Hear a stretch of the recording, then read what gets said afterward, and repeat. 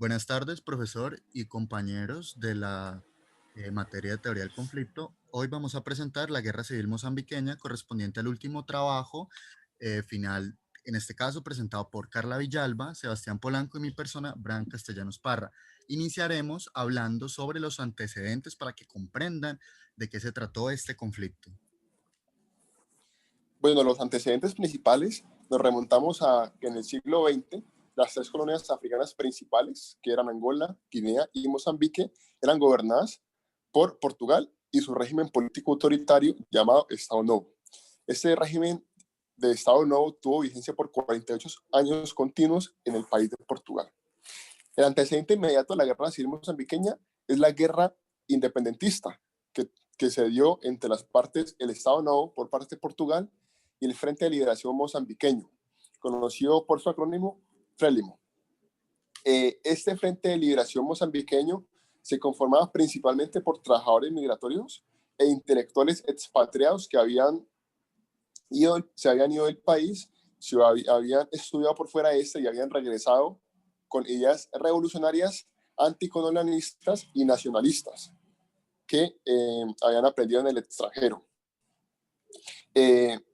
Esta guerra independentista tuvo inicio en septiembre de 1964, donde Frelimo comenzó su insurgencia armada contra los portugueses, iniciando por la parte del norte del país de Mozambique. ¿Por qué? Porque en el norte del país era donde estaba más débil el Estado Novo, en razón a que por cuestiones geográficas no había podido expandirse como le hubiera gustado. Por eso, Frelimo decidió iniciar por el norte del país. Los guerrilleros de Frelimo, del Frente de Liberación Nacional, recibieron entrenamiento en África y el Medio Oriente, en países como Argelia, la Unión Soviética y la Revolución Popular China. Y es por eso, por ese entrenamiento y porque en razón a que esto se dio posteriormente a la Guerra Fría, que fue una guerra armamentística. Los países están muy bien armados militarmente, aunque Frelimo haya sido una insurgencia contra un país y contra un Estado que lleva tanto tiempo de gobierno, tenían buenas armas, buen material armamentístico que le puedan hacer frente a este país. Aunado a esto, con el entrenamiento de la Unión Soviética y la República Popular China, pudieron hacerle frente a este país. En 1970, los portugueses lanzaron la Operación Gordián, que inicialmente pretendía eliminar a un gran número de guerrilleros de Frelimo y las bases que tenían en el norte del país, que fue donde inició la guerra. Pero al Estado portugués, al distribuir o desplazar tantas tropas portuguesas al norte, Frelimo inició a intensificar sus operaciones en otras partes del país, lo que causó que al año siguiente Portugal estableciera una alianza militar con Sudáfrica, que esto se llamó el Ejército de Alcora, para igual incrementar su poder militar y hacerle frente a Frelimo. Frelimo también comenzó a tener relaciones estrechas con los movimientos insurgentes, con la mayoría negra en Rodesia, que se llamaba Ejército de Liberación Nacional Africano en Zimbabue. Además de esto, en ese momento volvió la Unión Soviética y la República Popular China a inyectar más capital económico y más equipamiento militar para que esta guerra se pudiera seguir sosteniendo. Ya en abril de 1974, el régimen autoritario de Novo fue derrocado en Lisboa, en gran medida apoyado por muchos trabajadores y campesinos portugueses. En Portugal se prometió que las tropas volverían a su país, las tropas que estaban en el país chino, y pues rápidamente, después de esto, la decadencia y se cayeron toda la infraestructura que tenía Portugal en el país, siendo Frelimo el vencedor de esta guerra independentista y quedando al mando del país de Mozambique. Quedaron ellos como cabeza de esta nación y siendo ellos los que iban a gobernar, que posteriormente la guerra civil sería entre Frélimo, quien ganó la guerra independentista, y el grupo que surgiría, el grupo insurgente que surgiría para derrocar a Frélimo, que sería de derecha. Listo, ahorita continuamos con Carla Villalba hablando del conflicto en sí. Tal como lo dice mi compañero Sebastián Polanco, al iniciar la mayoría de guerras civiles y conflictos internos ocurridos en el siglo XX en el territorio africano, la guerra mozambiqueña tuvo dinámicas locales, pero exacerbadas en gran medida por los efectos polarizados de la Guerra Fría a nivel internacional. Aquí vemos que se sitúan dos actores dentro del conflicto, pero también posteriormente, como vamos a ver en esta investigación, también son los actores del proceso de paz, que vendrían siendo el gobierno comunista unipartidista del Frente de Liberación Mozambique, Frélimo, en sus siglas, que son socialistas, liderado primero por Zamora Machel y luego por Joaquín Chissano. Por otro lado, en el otro extremo tenemos a la Resistencia Nacional Mozambiqueña, en su sigla RENAMO, anticomunistas encabezadas primero por André Madgas Gaiza, tras su muerte, luego por Alfonso Dalcama.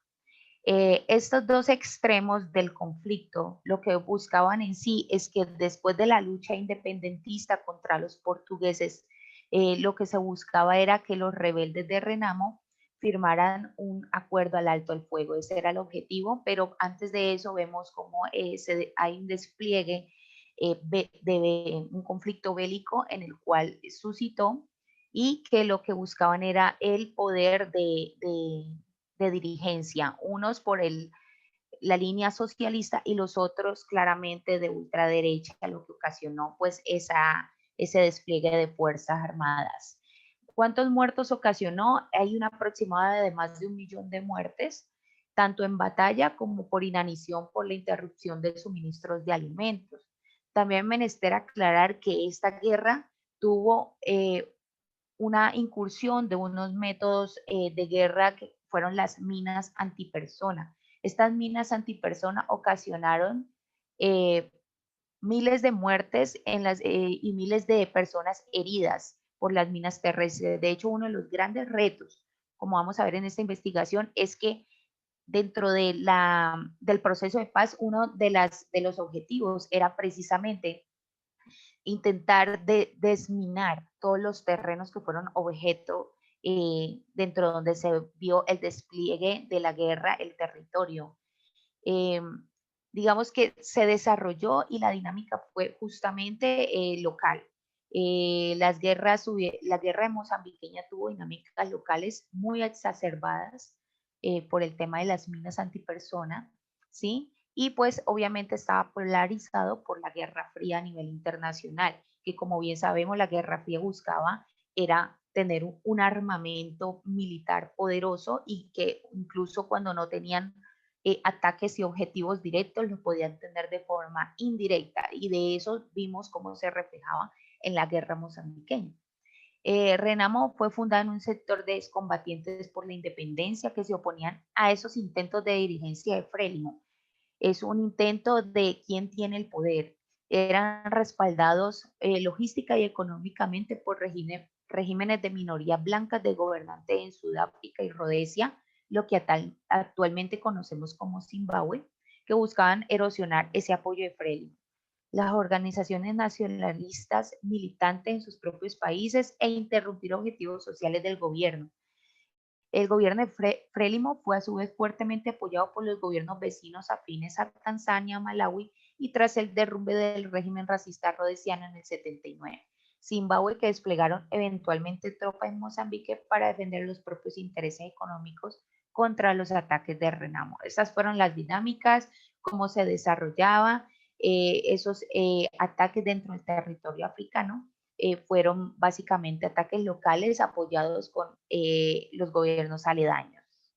Le concedo la palabra para el tercer punto del proceso de paz como tal a mi compañero Braham Parra. Gracias, Carlis. Bueno, ahorita vamos a hablar un poco del proceso de paz. Después de todos estos acontecimientos que se dieron el 4 de octubre de 1992, se da el tratado por fin en la ciudad de Roma, donde la República de Mozambique y el Renamo se sientan para intentar acordar diferentes puntos. ¿Qué sucedió? Tenemos que hablar inicialmente de la Constitución de 1989, donde Frelimo estableció un sistema multipartidista. Toda esta situación que conllevó a la creación de la nueva Constitución propició un ambiente para que se pudiera establecer el nuevo proceso de paz, ¿sí? Este nuevo régimen constitucional garantizó esta ambientación para una transición a la paz. También se iniciaba con esto elecciones y se empieza a garantizar una serie de derechos que ahora veremos. Bueno, no que ahora veremos, que estipularemos que una cosa es lo que se está escribiendo en el papel, otra cosa es en realidad lo que sucedió en Mozambique, porque en realidad la realidad es muy diferente a lo que sucedió, ya que plasmaron diferentes prerrogativas y garantías de derechos en la Constitución y en el acuerdo que al día de hoy no se han cumplido.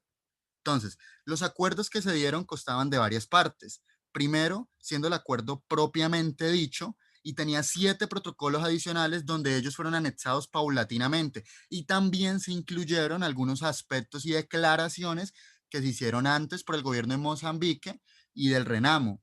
Entonces, el acuerdo plasmaba que se tenía que entregar las armas de las guerrillas a las fuerzas de la ONU.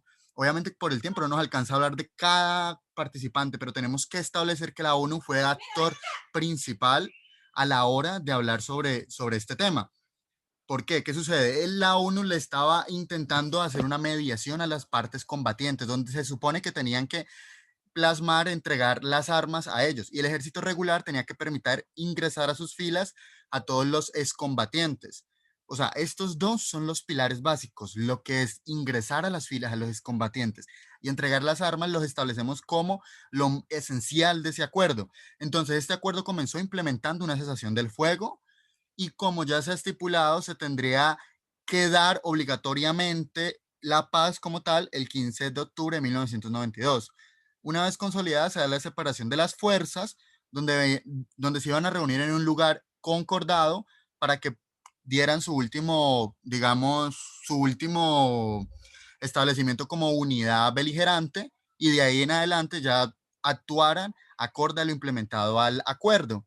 Entonces, en conclusión, podemos ver que este proceso de paz no es un proceso, digamos, de un solo momento, sino que ha llevado una historia detrás, como lo hemos estado hablando, como lo Carla lo especificó, los actores. También hay algunas personas que hicieron parte de él como agentes particulares, eh, los estudios que hizo la ONU para que se dieran las negociaciones. Bueno, vemos que el proceso de paz fue difícil concretarlo, pero con la Constitución, que lo vemos como el aspecto implementador que propició este acuerdo, se podría implementar diferentes prerrogativas para que se consolide. Entonces vemos que la terminación de esta violencia se dio por medio de un proceso de paz. Entonces ahora vamos a hablar de las conclusiones que nosotros abarcamos por medio de algunas teorías. Muy bien, dentro de las conclusiones que podemos tener respecto a este proceso beligerante y posterior de proceso de paz, nos acogemos, perdón, a la teoría de Singler y Smart, donde consideran unas premisas para que se den el establecimiento de un conflicto de carácter interestatal donde ambos bandos tienen la capacidad de infligir muerte al otro. Ocurre esta situación dentro de las fronteras y uno de los agentes era el gobierno nacional, enmarcado este conflicto como una guerra civil. Otro aspecto consiste en que las guerras civiles manejan dinámicas de violencia de gran magnitud en cuanto a la intensidad, extensión y complejidad que se despliegan por diferentes actores. Este es el caso de la guerra civil mozambiqueña, toda vez que como es común en las guerras africanas, se caracterizan por los altos márgenes de muertes y la gran devastación de infraestructura nacional.